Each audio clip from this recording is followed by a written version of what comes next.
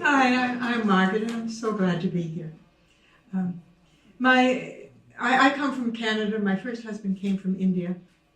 When he was 5, my oldest said to me, he says, "Mom," he says, "I'm half Canadian and half Indian and half American." Even math gets complicated. I was in Texas not so long ago for my granddaughter's high school graduation, and I stayed with her other grandmother. Now, her other grandmother is a very nice woman. She plays flute and she sings in the choir. She's very hospitable. Every Christmas she makes a lot of different Christmas cookies, including mando bread, a Jewish cookie. And because my current husband is Jewish, she makes a box of mando bread just for my husband. And in case he doesn't share, she makes a few extras and gives them to me. Well, just before I left, she asked me a question that took me off guard and got me thinking. And the question was this. She says, "Margaret," she said, "when you were born in another country, so how do you feel about the Pledge of Allegiance?" So, to be honest, I'd never given the Pledge of Allegiance much thought, but I knew it mattered to her, and she asked it respectfully. So I had to come up with something which I hoped was not too incoherent. But it seemed to me that there might be another question under that question. And she's pretty conservative. Politics is one place we don't go when we're together. And I thought the question might be, can a person who's born in another country ever be as patriotic as a native-born American? And I don't know, but I only know my own story. We came to the United States late in 1966. I felt like a fraud. I felt I ought to have climbed mountains, swum rivers, crossed deserts. I ought to be escaping persecution or war or famine. Maybe I should be in rags with a bundle on my back, clutching my baby in my arms with a bandana around my head. We came in a 1965 blue Volkswagen Beetle. And our baby was, if you remember Volkswagens, in that little space behind the back seat. It was less than 100 miles to the border. That was a pretty easy trip. But getting the visa, getting those green cards, had been more complicated. Now, it wouldn't have been so hard if it was just me as a Canadian citizen. For some reason, they had no quotas. See, before 1965, there were quotas based upon the place where you were born. And they didn't put any specific quota for Canada. Now, this is odd. Like, how many hockey players does any one country need?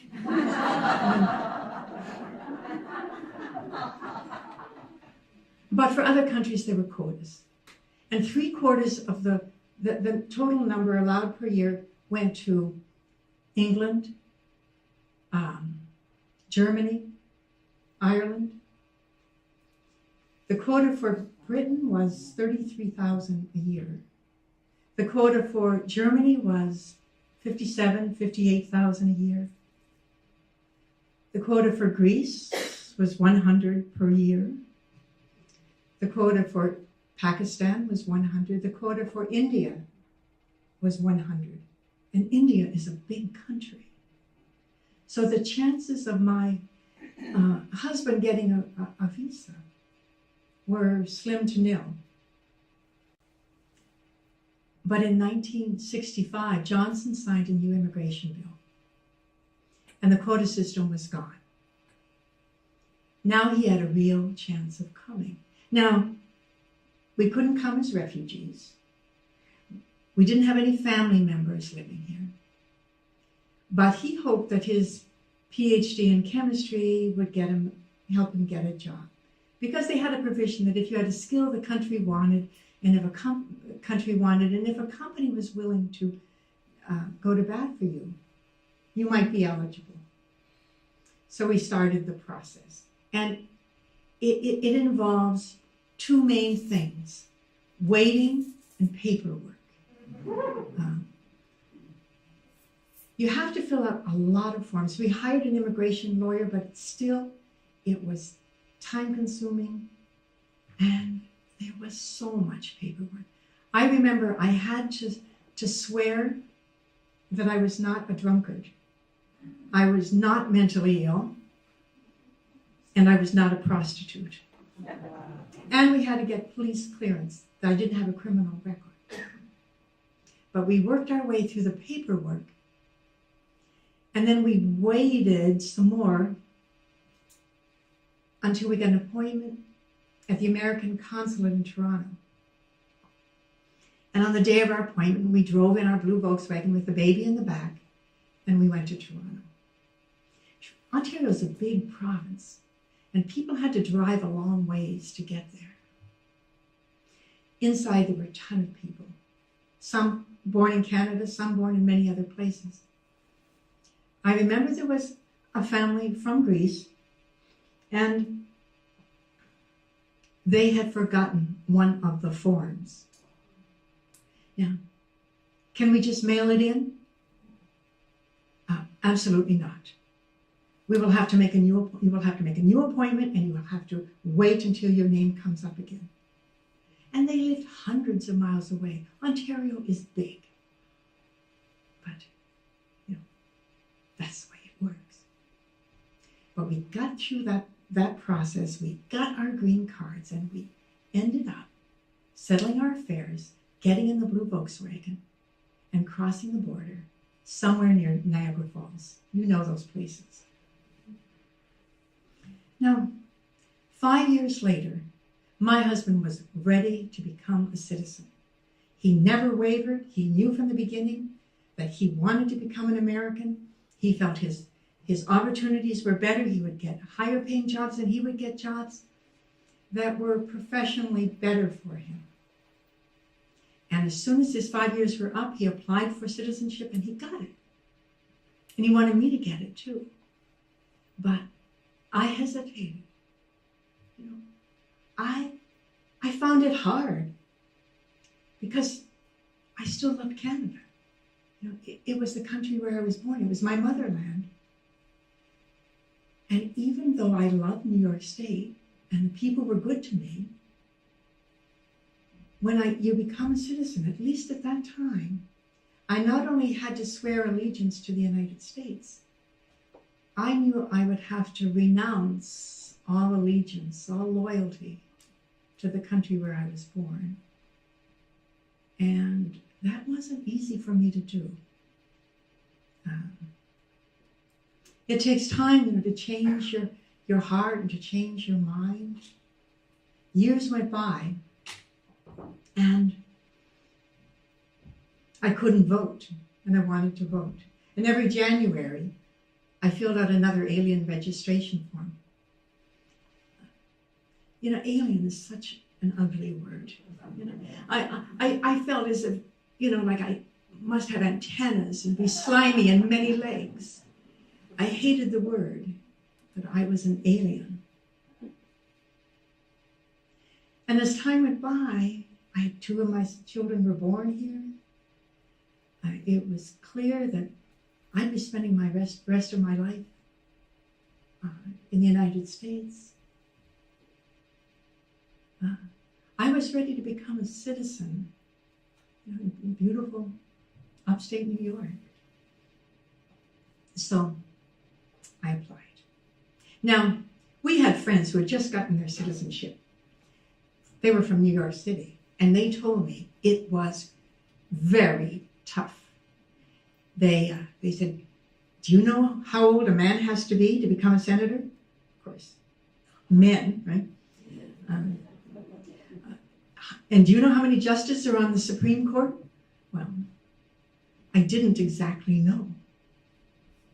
They said, you've got to study. They said, this exam is hard. studied. I crammed. I was ready to take that test in Kingston, New York, and pass it. I happen to remember my entire exam. And I'll tell you all the questions, and you can see if you can pass the test to be a citizen in New York, in Kingston, New York. First question, who is the president? Next question, who is the first president? Next question, how many states are there? And finally, how many states were there originally? I passed. And, I overstudied. I really didn't need to work that hard. But then I had a test of proficiency in English. I was asked to write the sentence, I live in a big house. I aced it. It doesn't hurt that English is my first language. So with the necessary amount of waiting, I was going to go before a judge and become an American citizen. In the meantime, the DAR, the Daughters of the American Revolution, sent me a copy of the Constitution, a copy of the Declaration of Independence. I mean, what's not to love? We hold these truths to be self-evident, that all men are created equal.